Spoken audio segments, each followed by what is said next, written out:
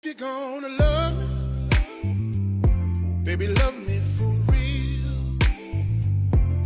If you're gonna be with me, baby, be with me for real. If you're gonna stand in my corner. Yeah, local Mad Dog coming at you.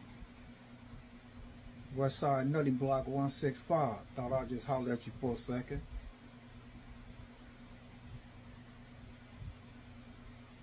I wanted to tell you about the time when I first got to prison. It was coming in from the yard. I don't know what dude was from, but he had a problem with Crips. You know, by me being young, I had already spent over 2 years in the LA County Jail fighting at murderers, well, a few murder death penalty cases. So I was already angry, ready to take my frustration out on the first person that got out of line. You understand what I'm saying? I couldn't wait to get to prison. I couldn't wait to get it. Everybody said you could hit the iron, you get on the yard, you get to kick it. You ain't got to be locking up in the cell all day and shit. So I couldn't wait to get to prison so I could roam around. You know what I'm saying?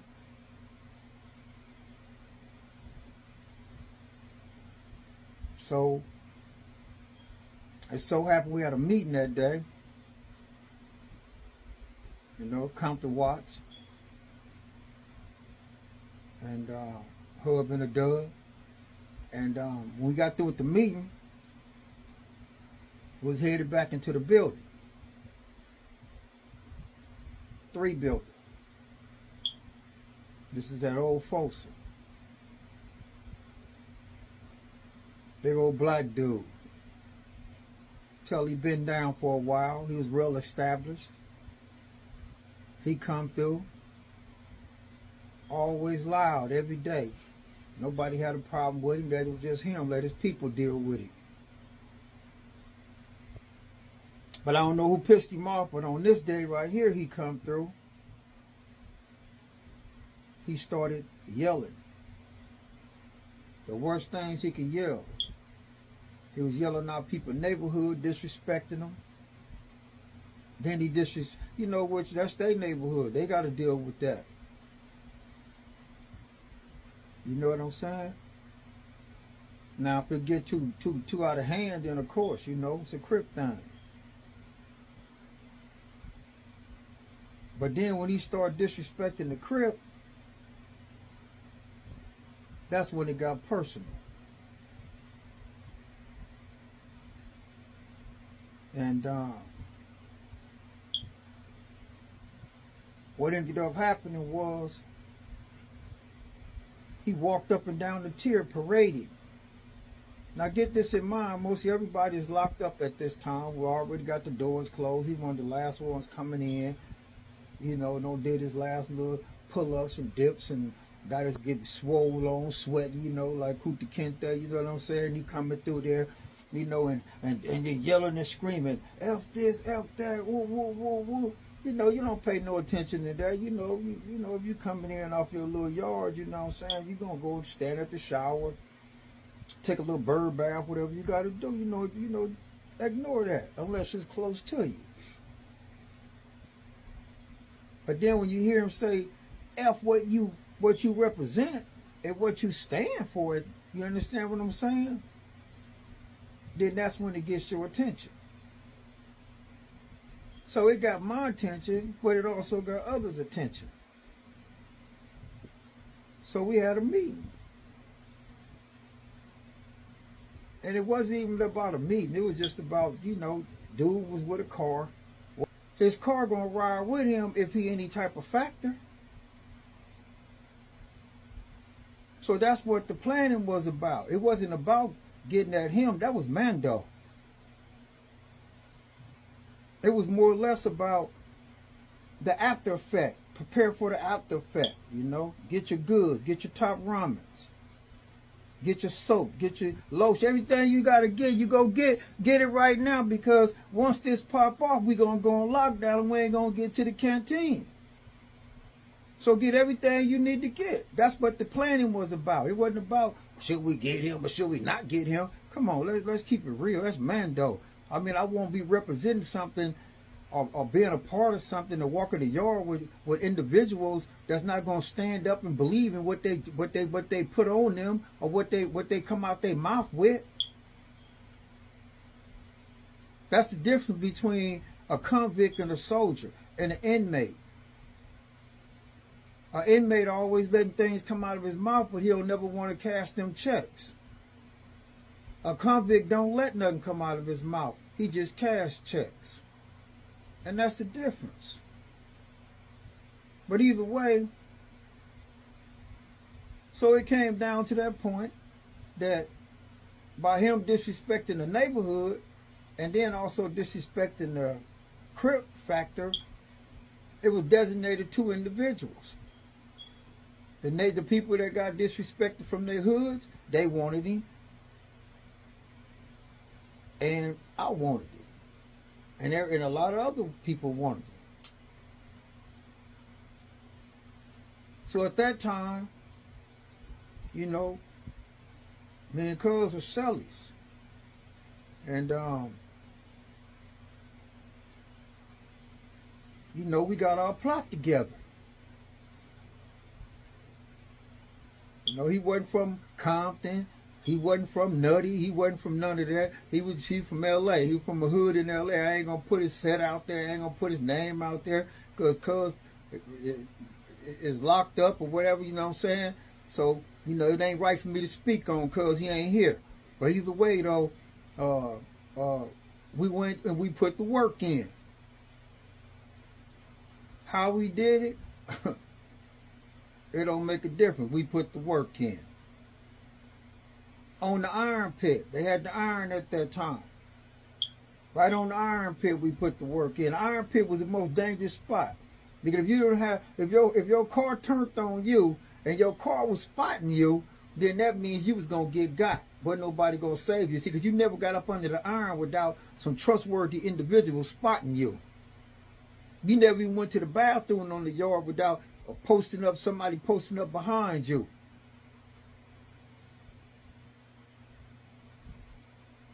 So when the car turn on you, it's easy to get you.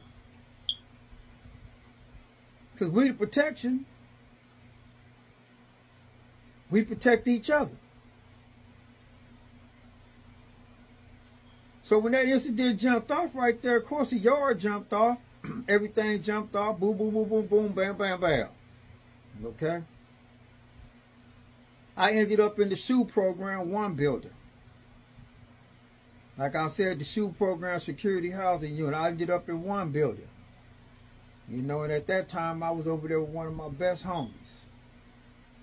Rest in peace, Big G Ray. Best homie, man. Love you, homie.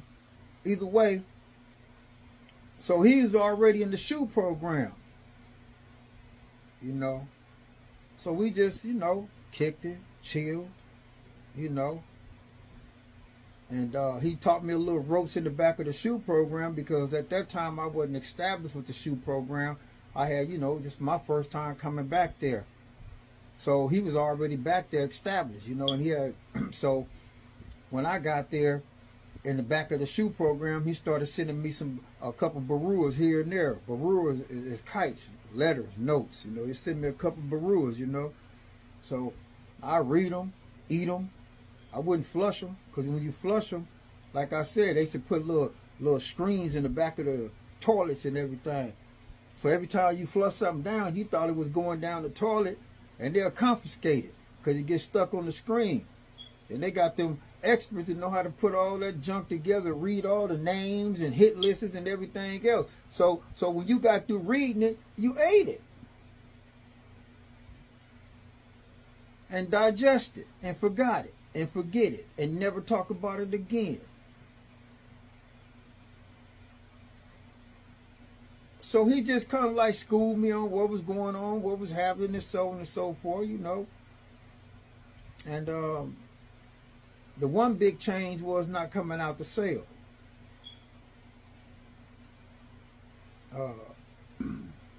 When I first went back into the shoe program, I didn't have a celly off the top. You know, and when I got back there, like I said, the homie Big G Ray back there, and he pretty much schooled me on what was happening back there. A couple other homies, like I said, you know, Big Hair Ron, a few others, you know. And so I stayed back there, but, you know, at that time we was at war. You know, the war was going on real heavy, so you might have went back there and you ended up back there for 4 or 5 years because the war was the war. You know, if it took off on the yard, it took off back there. If it took off back there, it took off on the yard. It wasn't no separation. So I always stayed in something. So either way, when I didn't even know they were building new folks, and to be honest with you, I didn't even know it. Never knew it. Never knew they were building it. But one day, they came in the back of the shoe program and got us. Handcuffed us, foot shackles, and put us in a long chain. Like 25, 30 people together. With a bunch of guards. Standing all over the tower, everything. Don't know. They said we going to New Folsom. So we got the New Folsom. We was one of the first ones to open it up. It was empty. Empty. And at that time, the Menendez brothers, they came over there too. They was one of the first ones that hit New Folsom.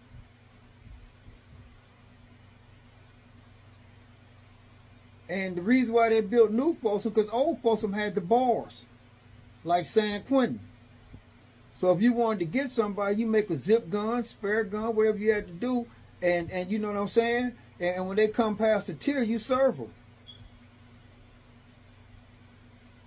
When they really wanted you, you know what I'm saying, you wanted a guard or something, you take some baby oil, you throw the baby oil on the concrete, they can't really see it.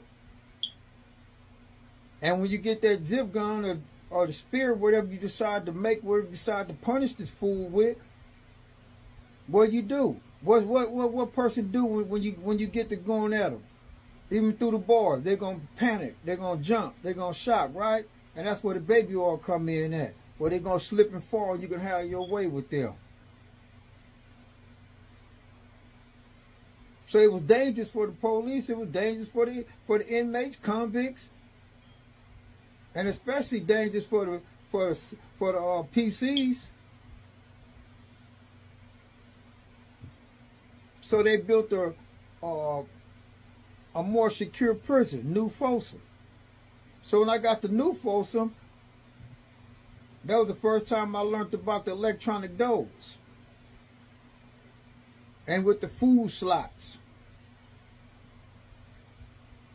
See, because in Old Folsom, you could yank your doors open and all that, play with them and everything else. You could jimmy them. And when they think they locked, they not locked. You feel what I'm saying? So when you got the New Folsom, it was more or less mechanically from the tower, controlled everything.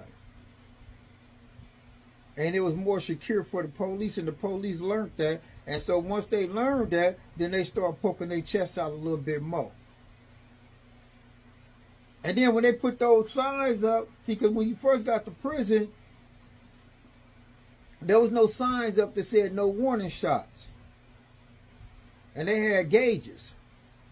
So when they would shoot, it would shoot 6, 7 people with the gauges. So then they went from them gauges, what was it? I think MRs, something they went with. You know, so then they posted up the signs throughout the whole dining halls, everywhere you walk, it said, no warning shots. See, before that, they had buckets of sand sitting in the corner. You get a ride in the chow hall, you know what I'm saying? Before they even shoot, you know, the gun, they shoot the bucket, rah, rah, rah, you know what I'm saying? With sand. And the sand was to slow the velocity of the bullet. like a warning shot. So that didn't stop nobody. So they had to go to no more warning shots. Because if they didn't go to no more warning shots, the prison would be out of control. If you didn't go to the doors and you didn't secure them prisons, there'd be a lot of dead people in prison right now with a lot of dead officers, because it was set up and designed that way. No matter what prison you went to, it was set up that way. So when I got to New Folsom, I went straight to the SHU program. I think it was B building. At that time, I'm thinking it was B building. Because I think one of those yards, I think it was C yard or A yard. One of them was a PC yard at that time. And that's where they had the Menendez brothers going. Not that they wanted to be there, but they had to be there because they celebrity status. And the thing about it is that it was crazy. Because at that time, the convicts and inmates, we lost control.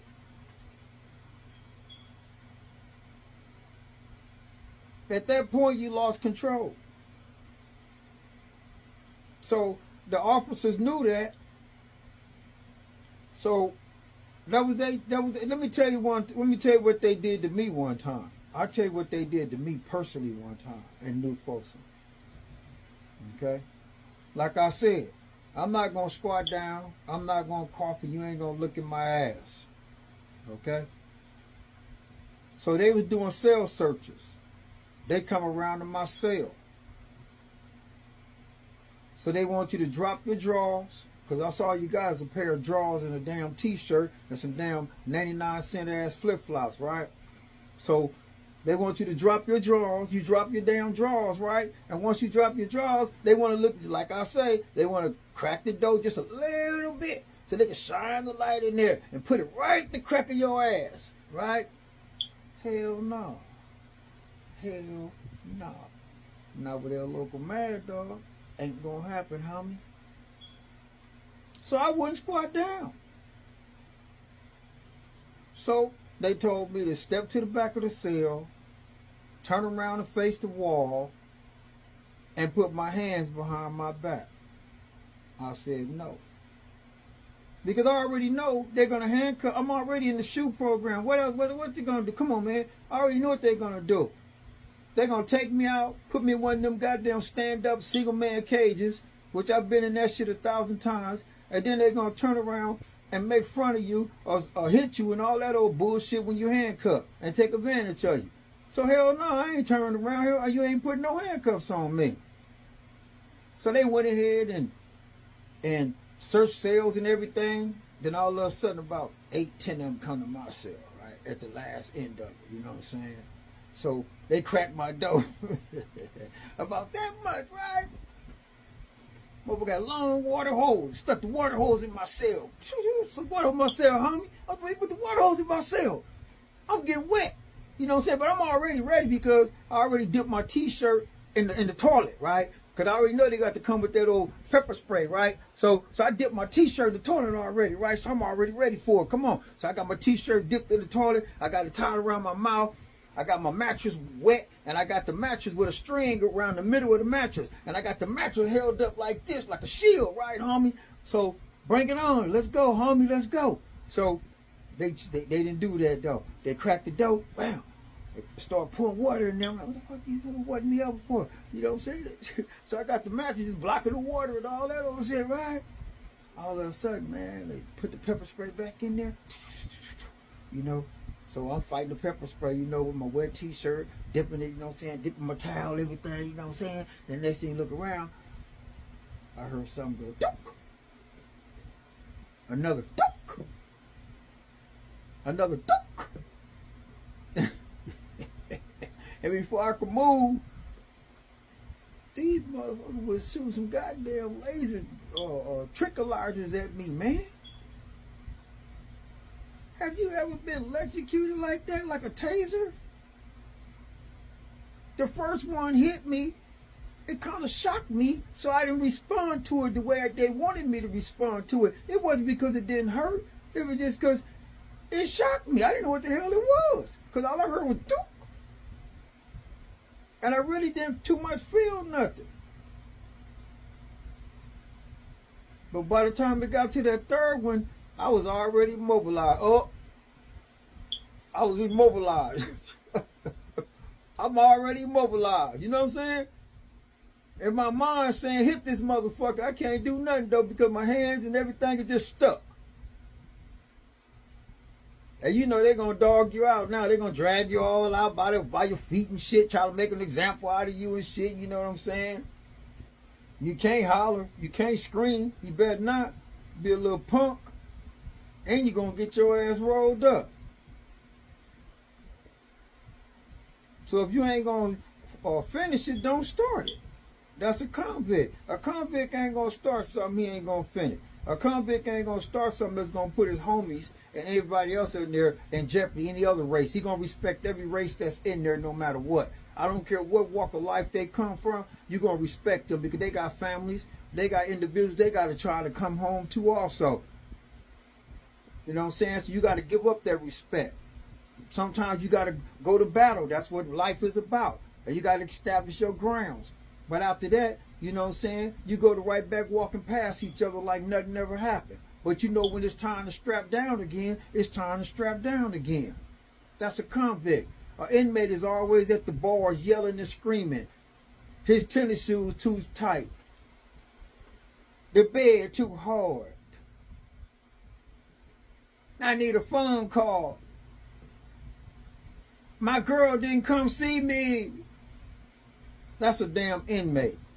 Shut up.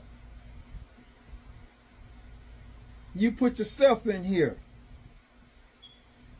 So shut up. Learn to read. Learn to meditate. Learn to concentrate on something else. Don't think about the outside world. Because in a place like that, the outside world don't even exist. Yeah, your girl might come see you with the baby, everything else. That ain't going to do nothing but tear your heart apart. Yeah, it's going to keep you going, but it's going to tear your heart apart because you can't go home with her. You can't watch your kid be raised up. So it's going to tear your ass up. Hell yeah, it's going to tear you up. Just to think about another man trying to call your kid daddy or mom. What, man, what? I heard the shit out of that. But coming to prison or going to jail, you can't stop that. How you going to stop it? You going to send your homies over there to do something and do that?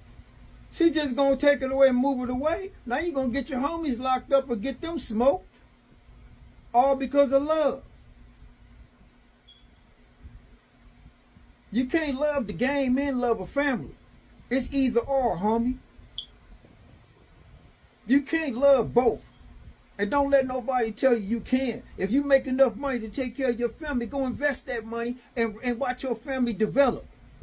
Because if you stay in the game long enough, you're going to lose. The game going to win every time. You think you're the first one to do this game? You think you're the only one to do this game? This game been around before me, you was ever born, homie.